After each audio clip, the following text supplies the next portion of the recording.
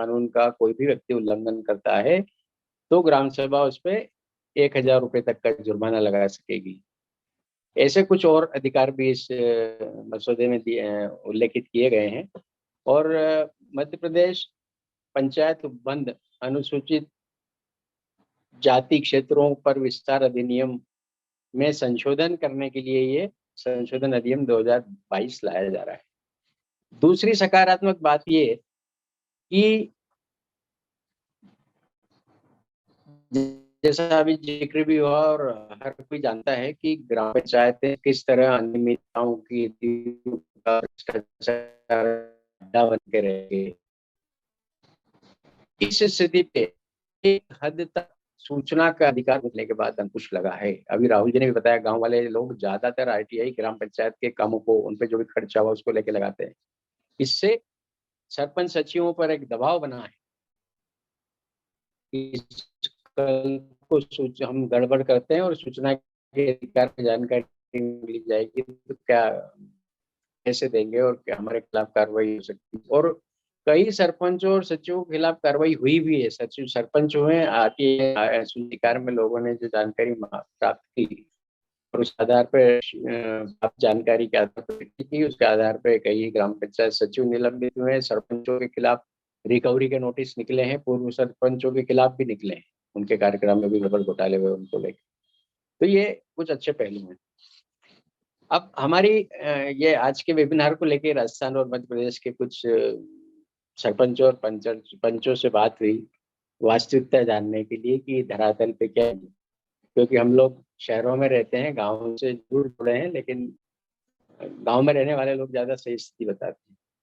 तो उन लोगों ने जो बताया, ग्राम पंचायतों के पंचों, सरपंचों और कुछ नागरिकों ने, कि एक तो पंचायत एक्ट में प्रावधान है कि एक नियमित समय के अंतराल पर हर ग्राम पंचायत वार्ड सभा का और ग्राम सभा का आयोजन करेगी। ये अनिवार्य प्रावधान है, लेकिन इसका अनिवार्य प्रावधान का पालन सिर्फ कागजों पर हो रहा है। और ये जो स्थिति है, वार्ड सभा और ग्राम सभा का समुचित आयोजन न होना, इसके कारण पंचायती राज के जरिए ग्राम स्वराज्य की स्थापना की जो अवधारणा है, उसके विफल होने का ये बहुत बड़ा कारण है। अभी भाई प्राण जी ने भी इशारा किया कि लोगों में जागरूकता न होने के कारण ये व्यवस्था काफी हद तक विफल हो रही है। ग्राम सभा, वार्ड सभा के प्रति ग्रामीणों की उदासीनता की वजह से उनको पता ही नहीं लगता है कि ग्राम सभा की कितनी महत्वपूर्ण भूमिका है उनके जीवन से जुड़ी हुई। ये इसकी जानकारी नहीं होने के जिससे ज्यादातर गांव वाले ग्राम सभा की बैठकों में जाते ही नहीं। दूसरी वजह है ग्राम सभा, ग्राम पंचायत द्वारा ग्राम सभाओं की बैठकों की जानकारी, यानी बैठक की तिथि, बैठक का समय, बैठक का स्थान, इस सब की जानकारी जनता को देने में कोताही बरती जाती है। यह कोताही ज्यादातर मामलों में इरादतन बरती जाती है ताकि लोगों को पता ही ना पड़े। नहीं तो कायदे से गांव में डोंडी पीट के, ढिंडोरा पीट के सब लोगों को सूचना दी जानी चाहिए कि ग्राम सभा की बैठक किस दिन, किस जगह, कितनी बजे है, उसमें लोग आए। उसका कार्यसूची भी, एजेंडा भी बैठक का लोगों को बताना चाहिए ताकि उनकी रुचि हो। लेकिन ये सब नहीं होता है और व्यवहार में हो ये रहा है कि सरपंच और उनके कुछ खास पंच मिलके कागज में ढिंडोरा पीटना बता देते हैं ग्राम सभा के आयोजन का, और कागज में ही बैठक का आयोजन बता के मन चाहे प्रस्ताव स्वीकृत कर लेते हैं। केवल कमरे में बैठ के ये 2-5 लोग कर लेते हैं और अपने 10-20 लोगों के साइन करा लेते हैं, जो कोरम पूरा करने के लिए जितने आवश्यक है ग्राम सभा की बैठक के लिए, उतने हस्ताक्षर करा लेते हैं। ज्यादातर जगह ये हो रहा। और जैसा प्राण भाई ने बताया कि ग्राम पंचायत के ऊपर एक सुपरवाइजरी बॉडी बनाई गई है, जिसको मध्य प्रदेश में जनपद पंचायत, कहीं ब्लॉक पंचायत, राजस्थान में पंचायत समिति कहते हैं। उसका जो प्रमुख अधिकारी होता है ब्लॉक डेवलपमेंट ऑफिसर, बीडीओ, उसकी जिम्मेदारी होती है ग्राम पंचायत का सुपरविजन करना, लेकिन वो बिल्कुल नहीं करता। बल्कि सरपंच सचिव जो काला पीला करके अनुचित लाभ उठा रहे हैं, उसमें वो बीडीओ भी हिस्सा बना लेता है, देखता ही नहीं। उसकी बीडीओ की जिम्मेदारी है ग्राम पंचायतों के सब विकास कामों की मॉनिटरिंग करना। ताकि गड़बड़ी नहीं हो। लेकिन ज्यादातर जगह ये कोई मॉनिटरिंग वीडियो लोग नहीं कर रहे हैं।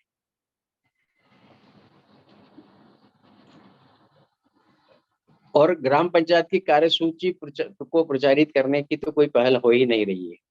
एक और बड़ा कारण जो इस पंचायती राज की अवधारणा को के धरातल पे कमजोर सिद्ध होने का है, वो है ग्राम पंचायत के सचिव के महत्वपूर्ण पद पर पात्र लोगों की नियुक्तियां न होना। वीडियो के माध्यम से पहुंच वाले लोग अपात्र लोगों की नियुक्ति ग्राम पंचायत सचिव के पद पे करा लेते। इस नियुक्ति में पारदर्शिता है ही नहीं। और जो पैसे देके पंचायत सचिव बनता है वो फिर अपने कार्यकाल के दौरान वसूली में ही लगा रहता है। आप देखेंगे ज्यादातर ग्राम पंचायत सचिव न तो अपने ऑफिस में मिलते हैं, रोजाना नियमित कार्यालय समय में नहीं मिलेंगे, और न लोगों के सवालों का वेबसाइट पर जो पंचायत विभाग ने बनाई है या टेलीफोन पर या उनका जो व्हाट्सएप होता है उस पर कोई जवाब नहीं देते। गैर जिम्मेदाराना पूरी तरह उनका बर्ताव होता है लोगों के प्रति। और इसका भी एक बहुत बड़ा कारण है जो प्राण भाई ने कहा कि जनता मालिक बनने के बजाय लाभार्थी बन के रह गई है आवेदक उन लोगों के सामने, सरपंच सचिव के सामने। और सरपंच और सचिव जो हमारे यहाँ ज्यादातर सरपंच जिस बौद्धिक स्तर के, शैक्षिक स्तर के चुने जा रहे हैं और जिस बौद्धिक स्तर के सचिव बन रहे हैं, उनमें ये विजन ही नहीं है, दृष्टि नहीं है कि वो ग्राम पंचायत गांवों के की बुनियादी समस्याएं हल करने और गांवों के चहुओं के विकास का ताना बाना बुने और उसको धरातल पर उतारने के लिए कारगर कार्यक्रम और योजनाएं बनाएं, या जो सरकार के कार्यक्रम या योजनाएं संचालित है उनका लाभ ग्राम की योजना में लें। बड़ी संख्या में सरपंच भी अच्छी तरह शिक्षित नहीं है, इसके कारण वो अपनी तय भूमिका ही नहीं निभा पाते। उनको अपने अधिकार क्षेत्र का, ग्राम पंचायत के अधिकारों का ही पर्याप्त ज्ञान नहीं होता है, तो सचिव जैसा उनको घुमाता है वो घूमते हैं। खास करके जहां महिलाएं, ये बहुत अच्छा कदम सरकार ने उठाया कि महिलाओं को सरपंच के पद पे भी आरक्षण दिया गया है, लेकिन व्यवहार में जहां महिलाएं सरपंच चुनी गई है उनमें से ज्यादातर पंचायतों में उन महिलाओं की बजाय उनके पति या बेटे हस्तक्षेप करते हैं सारे काम, जबकि उनपे ग्राम पंचायत ऑफिस में उन सरपंच की के कमरे में उन पे प्रवेश पे रोक लगना चाहिए। कम से कम उस सरपंच की कुर्सी पे तो नहीं बैठने देना चाहिए, लेकिन बैठते हैं और महिला सरपंच की अनुपस्थिति में सारे काम करते हैं। इससे भी बहुत गड़बड़ियां हो रही है। तो पंच सरपंचों की स्थिति के कारण न तो ग्राम सभा, ग्राम पंचायत अपनी तय भूमिका निभा पा रही है जनहित में, और न ही ग्राम पंचायत का वास्तविक मंतव्य पूरा हो पा रहा है। राज्य सरकारों के लिए ये पंचायत एक्ट में जरूरी है कि वो समय समय पर सरपंचों के लिए, नवनिर्वाचित सरपंचों के लिए, सचिवों के लिए प्रशिक्षण कार्यक्रम आयोजित करे, और उसके बाद भी समय समय पर कार्यशालाओं का आयोजन करे उनको अपडेट करने के लिए, क्योंकि कई नई नई योजनाएं आती रहती है, पंचायत एक्ट में भी संशोधन होते हैं, तो सबसे उनको वो लोग अवगत रहें। लेकिन व्यवहार में ये प्रशिक्षण कार्यक्रम भी होते ही नहीं है। हमारा छोटा भाई खुद राजस्थान में अभी पंच के पद पे है। हमने अभी उनसे पूछा था तो बोले अब 2 साल से ज्यादा पंचायत चुनाव हो गए, अभी तक कोई प्रशिक्षण कार्यक्रम या कोई कार्यशाला आयोजित नहीं। इसके कारण ज्यादातर सरपंचों और सचिवों को सरकारी जो भी नए कार्यक्रम है, योजनाएं हैं, नए कायदे कानून है, इनकी जानकारी नहीं होती है, और इस सब का दुष्परिणाम कुल मिला के ग्रामीण जनता को भुगतना पड़ रहा है। सरपंच, सचिव और संबंधित सरकारी अमले के काकस ने ग्राम पंचायतों को जन सेवा और विकास का केंद्र बनाने की जगह भ्रष्टाचार का अड्डा बना डाला। कुछ और कड़वी वास्तविकता है जो हमें पता लगी अभी धरातल पर बात करने पे, वो बताते हैं। विकास कार्यों की मॉनिटरिंग का बताया। एक ये मालूम पड़ा अभी कि मनरेगा में जितने भी कानूनी प्रावधान है उन सब की खुलेआम धज्जियां उड़ रही है, और सब सरकारी अधिकारी से लेके जनप्रतिनिधि सब उसको देख रहे हैं। अब मनरेगा योजना का मूल उद्देश्य ये है कि जिन लोगों के पास रोजगार नहीं उनको कम से कम साल में 100 दिन रोजगार उपलब्ध कराया जाए। ये मूल उद्देश्य है मनरेगा का, ग्रामीणों को रोजगार उपलब्ध। इस मूल उद्देश्य पे पानी फेरने के लिए सीधे सीधे मशीनों से काम कराया जा रहा है। पोकले की मशीनें, जैसी भी दूसरी मशीनें काम कर रही है ज्यादातर जगह, और ये सबको पता है। मतलब मानव श्रम की आप पूरी तरह अनदेखी करके और मशीनों से काम ले के उस योजना के उद्देश्य को ही पलीता लगा रहे, लेकिन कहीं कोई कार्रवाई नहीं हो रही। इस तरह की और भी बहुत गतिविधियां। इसी तरह हमें बताया गया पंच सरपंचों द्वारा कि एक जो अच्छे लोग हैं कि किसी भी ग्राम पंचायत में कोई सतर्कता समिति नहीं होती। राज्य सरकार की होती है राज्य स्तर पे, जिला स्तर पे होती है राज्य सरकार की, केंद्र सरकार के स्तर पे भी सतर्कता समिति है अलग अलग लेवल।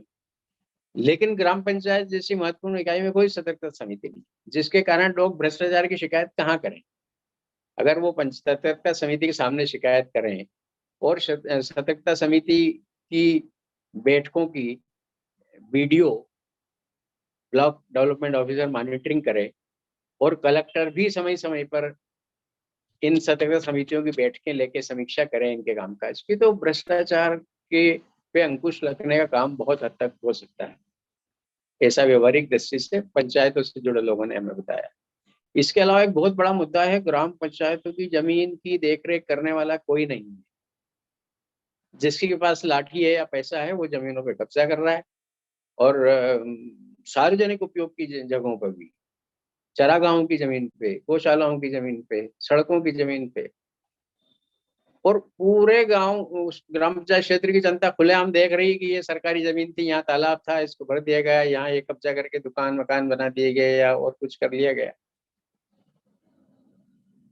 और लोकल लोग उन प्रभावशाली लोगों के वजह से जो अतिक्रमण करते हैं उसकी शिकायतें भी नहीं करते।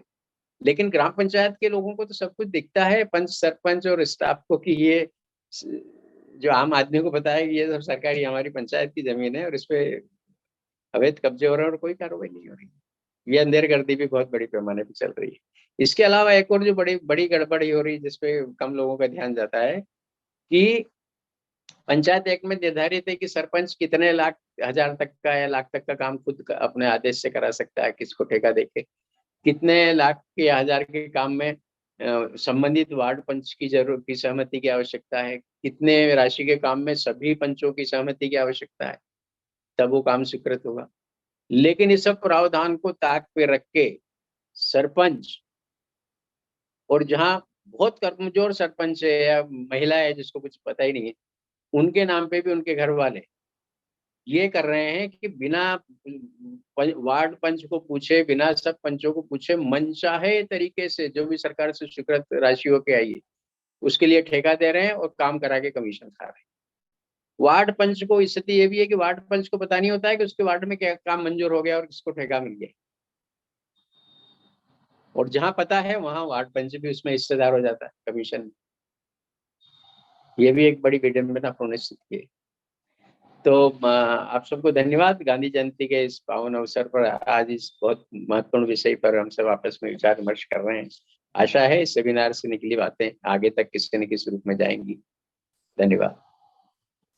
धन्यवाद आनंददीप जी, आपने बहुत ही अच्छा मतलब और ऐसे बिंदुओं पर आपने प्रकाश डाला जो आपने जैसा कहा कि कुछ ग्राउंड लेवल पर लोग आपसे जो जुड़े हुए जिनसे आपने जानकारी प्राप्त की, और सही भी है और ये फैक्ट है। और मनरेगा जैसी योजनाएं आप देख ही रहे हैं कि आज कोविड के दौरान भी किस तरह से जो गांव के लोग थे, मजदूर वर्ग था, जब वो शहरों से अपना पलायन करना चालू किया तो क्या मतलब एक ट्रेजेडी थी।